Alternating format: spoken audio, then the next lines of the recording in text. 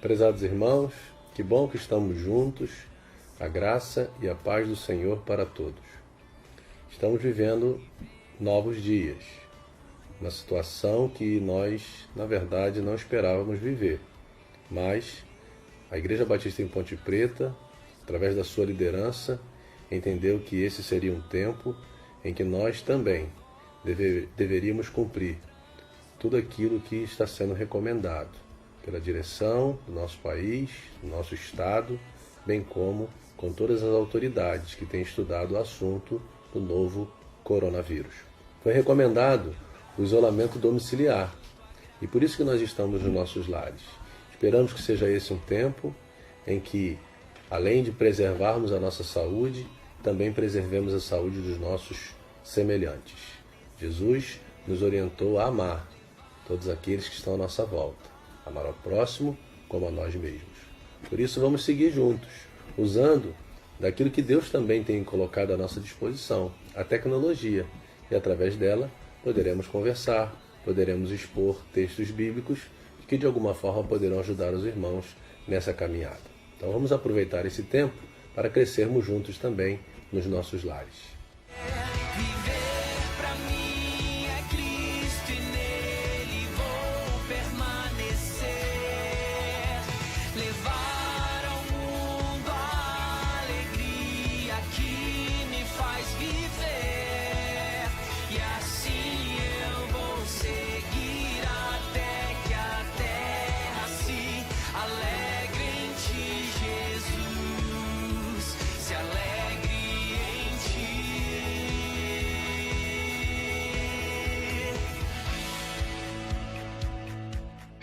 Nossa reflexão de hoje será no Evangelho de Mateus, capítulo 8, dos versículos de 1 a 4. Quando Jesus desceu do monte, grandes multidões o seguiam. Então veio um leproso e, ajoelhando-se, disse: Senhor, se quiseres, podes purificar-me. Jesus estendeu a mão e o tocou, dizendo: Quero ser purificado. No mesmo instante, ele foi purificado da lepra. Então Jesus lhe disse: Olha, não contes isso a ninguém, mas vai mostrar-te ao sacerdote e apresenta a oferta que Moisés estipulou, para que lhes sirva de testemunho. Após os ensinos do Sermão do Monte, Mateus registrou o poder de Jesus capaz de transformar vidas. Os primeiros milagres realizados por Jesus demonstraram que ele era o Messias, o Filho de Deus. A cura do leproso serviu para o testemunho dos sacerdotes, que eram os líderes religiosos. A cura do leproso também foi registrada por Lucas e Marcos. E Marcos fez questão de destacar a compaixão de Jesus por aquele homem. Marcos 1, 41. A lepra era uma doença terrível e incurável no primeiro século. Um leproso, ele era separado do convívio social. E, dentre as suas tristezas, estaria o fato de ficar longe da sua família. Você já imaginou a situação? Era assim que esse homem vivia. Esse homem, se estivesse na rua e alguém olhasse para ele e o identificasse como leproso, certamente gritaria: imundo, imundo, e ele teria que sair correndo. Portanto, esse homem sofria demais com toda a situação que envolvia a sua vida. Mesmo que ele fosse religioso, uma pessoa bem conhecida da comunidade religiosa, ele teria que se afastar de tudo que envolvia religião, inclusive as festas, que eram tão comuns naquela época. Então, ser leproso no primeiro século era muito difícil. Era certamente sinônimo de muito sofrimento. Como eu disse, era uma doença letal, que atingia o corpo, a convivência social e ainda as práticas religiosas de uma pessoa. O leproso, no texto que acabamos de ler, ele foi até Jesus e ele humildemente demonstrou fé, submissão ao Senhor Jesus. E ele disse, diz o verso 2, Senhor, se quiseres, podes purificar-me. Jesus, diz o verso 3, estendeu a mão e o tocou, dizendo: quero ser purificado. E no mesmo instante ele foi purificado da lepra. Jesus demonstrou o seu poder tocando e curando o homem. Interessante observar que logo após o momento desse contato dele com Jesus, Jesus lhe deu duas ordens. Na primeira, ele disse: não contes isso a ninguém. E ele desobedeceu. Marcos, capítulo 1, verso 45, deixa claro que ele não conseguiu se conter e acabou contando o que havia acontecido com ele às outras pessoas. Diz o texto que ele, porém, saindo dali, ou seja, do contato com Jesus, começou a tornar público o que havia ocorrido e a divulgá-lo por toda parte. A outra ordem que Jesus deu para esse homem foi que ele deveria se apresentar ao sacerdote. Mas vai, mostra-te ao sacerdote e apresenta a oferta que Moisés estipulou para que lhes sirva de testemunho. Conforme o livro de Levítico, no capítulo 13 e 14, que você pode ler aí na sua casa, você vai ver que haviam regras específicas acerca das pessoas, ou para as pessoas, ou para a convivência com as pessoas que tivessem então essa doença, acometidos da lepra. E Jesus então curou o homem e pediu que ele se apresentasse ao sacerdote, que era a autoridade religiosa que também tinha responsabilidades civis, a pessoa que poderia atestar, que ele estava limpo daquela doença. Só o sacerdote poderia considerar aquele homem livre da sua doença. Só o sacerdote poderia autorizar o convívio daquele homem para a sociedade. Estamos falando então de um homem enfermo que foi humildemente até Jesus, prostrou-se diante de Jesus e pediu a Jesus que o curasse. Jesus o curou. E Jesus determinou para aquele homem algumas ordens.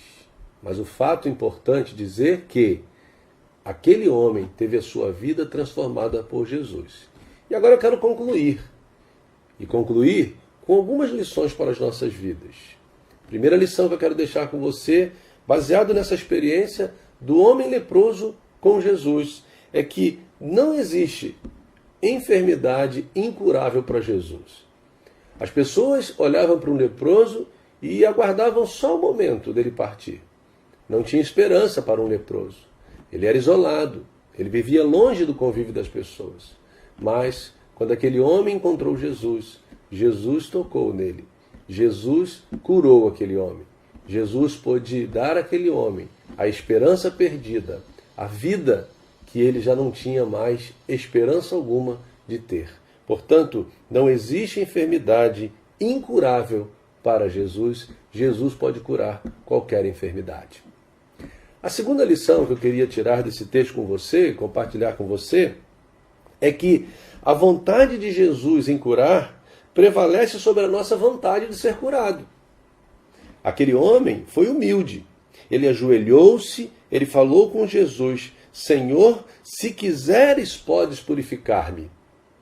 Jesus então estendeu a mão e tocou no homem e disse: eu quero.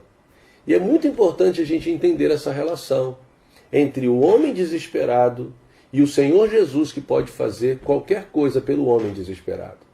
É bom que possamos então entender que a vontade de Jesus em curar prevalece sobre a nossa vontade em ser curado. É o Deus soberano, é o Filho de Deus, o Messias prometido, que veio a esse mundo para nos salvar. É o Senhor soberano, que tem todo o poder, e porque Ele tem todo o poder, Ele decide o que fazer. E nós, como seres humanos, mortais, precisamos nos submeter à vontade do Senhor. Sermos humildes como aquele homem, clamarmos, rogarmos ao Senhor, orarmos, pedirmos em meio ao caos, mas lembrando que Ele é soberano sobre todas as coisas. Há uma outra lição ainda que eu queria compartilhar com você. Todos, em qualquer situação, podem ir até Jesus. Não existe situação impossível para Jesus. Qualquer pessoa, aquele homem, para muitos do seu convívio, era um homem a ser evitado. A situação dele, para muitos, era a situação mais terrível, talvez do bairro, talvez aonde ele habitava. E por isso ele vivia longe das pessoas. Mas aí quando ele encontra Jesus, nós observamos que ele vai até Jesus. Isso mostra que todas as pessoas podem ir até Jesus. Quando falamos da lepra como doença grave, como doença que debilitava a pessoa, nós também devemos lembrar que a Bíblia muitas vezes equipara o pecado com a lepra. E muitas vezes nos esquecemos que o pior dos pecadores, ele continua tendo acesso a Jesus. É preciso reconhecer que ali está alguém que pode fazer toda a diferença. E esse alguém é Jesus. Que lição preciosa é essa? Todos, em qualquer situação, podem ir até Jesus. E é bom lembrar que nós estamos vivendo um momento onde nós estamos dentro dos nossos lares, estamos, na verdade, obedecendo recomendações do nosso governo, estamos tomando todos os cuidados mediante as orientações que estamos tendo dos nossos médicos e não devemos sair às ruas, devemos evitar. E devemos lembrar que em qualquer circunstância, o nosso acesso a Jesus jamais será impedido. Porque em qualquer circunstância, todos podem ir até Jesus.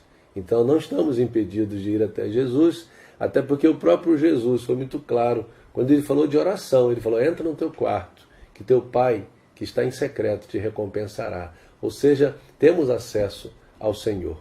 E para concluir essa reflexão, eu quero compartilhar com você mais uma lição. Jesus respeitou as normas de saúde estabelecidas na época. Jesus curou aquele homem. Jesus poderia ter abraçado aquele homem, saído com aquele homem, convidado aquele homem para ser um dos seus discípulos, para caminhar com ele, se assim fosse o desejo dele, para que estivesse junto ao seu povo, aquelas pessoas que caminhavam, ou até mesmo junto à multidão. Mas Jesus deu a seguinte ordem para aquele homem: vai mostrar-te ao sacerdote e apresenta a oferta que Moisés estipulou. Jesus diz para aquele homem: vai e apresenta-se ao responsável que atestará diante da comunidade, da sociedade, que você está saudável. Que lição preciosa para os nossos dias, onde muitas vezes nos equivocamos em achar que as autoridades constituídas pelo Senhor para estar à frente do Estado, para estar à frente da nação, ou aqueles que Deus tem dado conhecimento relativo aos assuntos de saúde pública, essas pessoas não devem ser obedecidas. Quantos irmãos, às vezes, erram em não olhar para essas pessoas e entender que também essas pessoas, pessoas sérias, pessoas que nós atestamos a idoneidade, são pessoas que Deus usa para nos proteger. Então Jesus nos dá uma grande lição que vale para este tempo. Quando Jesus mandou aquele homem, agora curado, procurar a autoridade que atestaria que ele estava limpo. E assim ele fez. Jesus, então, endossou o valor higiênico da lei de Moisés, o valor de proteção para a saúde de todas as pessoas que ali conviviam com eles. O sacerdote era a autoridade sanitária a dar as instruções para aquele homem e atestar a sua cura. Não enviou Jesus aquele homem para nenhum outro lugar, senão para aquela autoridade que poderia atestar que ele agora estava são. Fico imaginando que se Jesus tivesse feito algo diferente disso, Jesus daria um mau testemunho. O que fazer nesse tempo? Olhando para esse texto, vejo que Jesus, ele nos deu aqui um excelente exemplo. Então, nós estamos aqui, nós estamos nos comunicando através desse meio, a tecnologia está ao nosso favor, para que possamos de alguma forma nutrirmos uns aos outros. Mantermos uma comunicação, uma reflexão bíblica. É difícil para todos nós, mas nesse momento é o necessário a ser feito, para que logo, logo possamos celebrar uma grande vitória em mais uma etapa das nossas vidas, até a volta de Cristo. No domingo passado, a nossa última reflexão foi baseada em Lucas, capítulo 21. E eu quero, então, a partir de hoje, destacar com os irmãos o verso 36, que diz: Vigiai, pois, orando em todo o tempo, para que possais escapar de todas essas coisas que haverão de acontecer e ficar em pé na presença do Filho do Homem. Meus irmãos, esse é um tempo de vigilância. Esse é um tempo de oração. Eu quero então, agora, pedir a você, primeiro, que você mantenha em sua casa a prática de se reunir com seus familiares. Vocês poderão orar juntos, vocês poderão cantar um hino, vocês poderão contar histórias bíblicas, vocês poderão assistir um bom filme, ou seja, aproveite esses momentos para também crescerem juntos na presença do Senhor. Quero também pedir a você que não deixe de orar por alguns irmãos nossos. E nesse momento eu quero lembrá-los do irmão Carlinhos, que está internado, da irmã Ana Mascarenhas e do irmão Ari. E esse é um momento tão difícil que os hospitais agora estão com regras, até para que esses irmãos recebam nossas visitas. Devemos orar muito por esses irmãos, por seus familiares. Devemos orar também por toda a mobilização, por todas as pessoas que estão na linha de frente, no combate ao novo coronavírus. Devemos orar por países como a China, agora especificamente países como Itália, Espanha, Portugal, França. E devemos orar muito por nosso Brasil. Orar pelo Rio de Janeiro, para que haja uma consciência dos moradores do Rio de Janeiro, para que possamos, seguindo as orientações das autoridades, possamos conter um avanço desse vírus e assim sairmos todos saudáveis desse momento tão difícil. Quero lembrar a vocês todos que existem pessoas que carecem muito do nosso cuidado e de uma atenção especial. E se você convive com uma dessas pessoas ou desses grupos mais vulneráveis em sua família, você precisa tomar muito cuidado. Quem são essas pessoas? São os idosos, nossos irmãos e irmãs, talvez seu papai, sua mamãe, sua vovó. Muito cuidado por onde você anda, a forma como você higieniza suas mãos, porque os idosos estão muito vulneráveis a esse vírus. Os diabéticos, os hipertensos, quem tem insuficiência renal crônica, quem tem doença respiratória crônica, essas pessoas são as mais vulneráveis. Portanto, precisamos tomar muito cuidado e, na medida do possível, sairmos das nossas casas quando for realmente necessário. As autoridades têm recomendado a só sair de casa se for muito necessário e somente as pessoas que estiverem gozando de boa saúde. O momento é para permanecer em casa. Caso alguém precise ir ao mercado, vá sozinho. Não precisa a família toda ir ao mercado. É hora de fazermos um esforço para que a saúde de todos seja preservada. Não esqueça de lavar bem as suas mãos. Não esqueça de ter, na medida do possível, em sua casa, o álcool gel e usar também constantemente. E em outras orientações que os irmãos devem estar atentos e buscando aí, fartamente temos hoje isso na mídia do nosso país. Lembro ainda aos irmãos que esse é um tempo que devemos evitar qualquer tipo de aglomeração. Ah, mas eu vou para uma reunião que serão apenas 10 pessoas.